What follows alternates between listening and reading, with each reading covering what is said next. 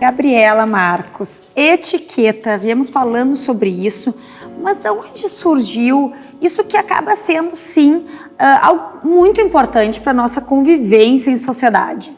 Bom, Ali, quando a gente pensa em etiqueta, né, a gente acha, é só segurar ali o talher certinho, saber qual faca usa para qual comida, qual é a taça correta, mas a etiqueta ela vai muito além disso, né? Então, vamos começar falando um pouquinho de como surgiu a etiqueta. A etiqueta, os primórdios de estudos foram lá em 1500, 1530 foi o primeiro livro. Foi Erasmo de Roterdã que escreveu o primeiro livro. E ele acabou, enfim, perdendo os pais muito cedo, foi para um orfanato. E lá era tudo muito rigoroso, né? E ele escreveu um livro, então, falando das maneiras corretas para se educar uma criança. Só meninos, né? Porque era separado, meninos e meninas. E aí que começou a se falar um pouco disso. Sobre educação, né, sobre criação, sobre gesticulação, tudo que ele aprendeu lá dentro ele foi colocando dentro de um livro. Claro que a nobreza já tinha essa etiqueta nata, né? A gente sempre brinca, os nobres não fizeram curso de etiqueta, né? Eles já conviviam com isso diariamente. Claro que depois a gente tem essa difusão, né? Começa a se difundir tudo isso e são criados os manuais de etiqueta, os manuais de boas maneiras, e aí sim começa a tomar forma e ficar mais acessível às pessoas. Mas sempre trazendo esse tom da etiqueta como civilidade, né? Como as pessoas terem acesso a essas normas, né? Esses manuais que deixavam as pessoas civis, né? Com essa civilidade diferente dos bárbaros, né? Que não tinham essa educação, mas que eram mais brutos. Mas por isso que é interessante, porque é uma forma de as pessoas conviverem bem em harmonia com alguns hábitos em comum, com algumas, eu gostei que tu falou assim, em condutas mesmo, para a gente conseguir perceber que aquela pessoa é pertencimento também, são códigos de como agir. Eu até não gosto de usar a palavra regras de etiqueta, né? Que parece muito que precisa seguir a linha, né? Certo e errado. Certo e errado. E no Brasil a gente teve essa introdução, né? Então, claro, com a vinda da corte de Portugal, lá em 1808, mas começou aos poucos, né? Enquanto na Europa já se falava nisso no século XVI, aqui no Brasil a gente começou a falar lá no século XIX, né?